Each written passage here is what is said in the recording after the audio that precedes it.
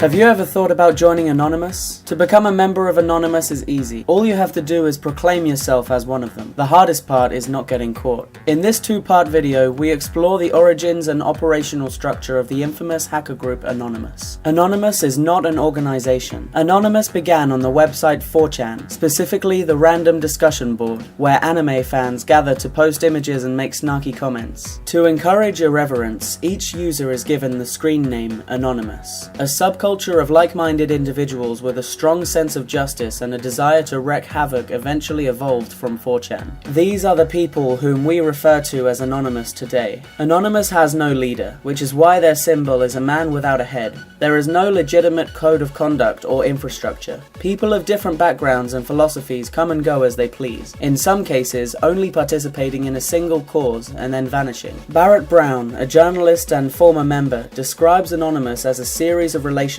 Those who can consistently rally others to their cause are the ones with the most power, as are those who have proven themselves through hacking. Anyone can join. If you wish to join Anonymous, there will be no gatekeepers to stop you. But if you're really thinking of doing this, we recommend that you first consider joining activism groups that operate within the confines of the law instead. If you still want to continue your journey with Anonymous, there is plenty of existing information out there covering topics such as how to encrypt your computer for maximum privacy and how to contact other members using an alias over encrypted internet relay chats or IRCs. You will have to build relationships and earn trust over several years before becoming a serious hacker. If you think the Anons will be welcoming, well, you could be right and you could be wrong. Although Anonymous does have good and altruistic members, don't forget that they accept anybody. Some people are willing to use others as patsies, while others are informants for the police or even the FBI. Naive members are sitting in jail right now because they trusted the wrong Anons.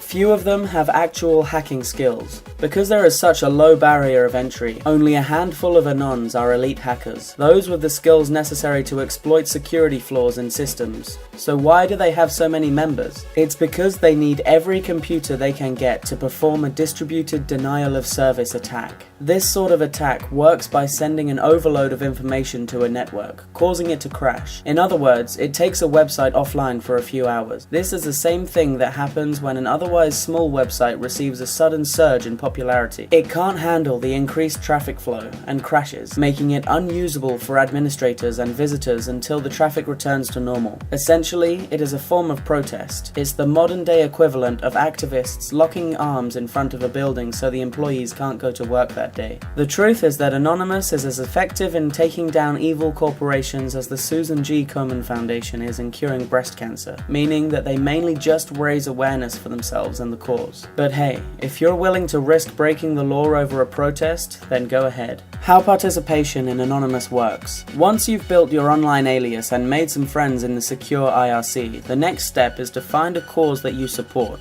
If, for instance, you wanted to take part in their operation against Scientology, you would find the IRC channel dedicated to that operation and pledge your support in the chat room. The software that Anonymous uses to launch their DDoS attack is called a Low Orbit Ion Cannon, or LOIC. This software allows your computer to deliver large-scale hits to any website. Anons vote on which targets to attack, and if you disagree with the target, you can withdraw your computer from the botnet, making the ion cannon weaker. Once the operation organizers give the signal, you enter a target URL, enter the number of hits you want to send, enough to overload the network, click a button and fire away. Using the ion cannon is dangerous.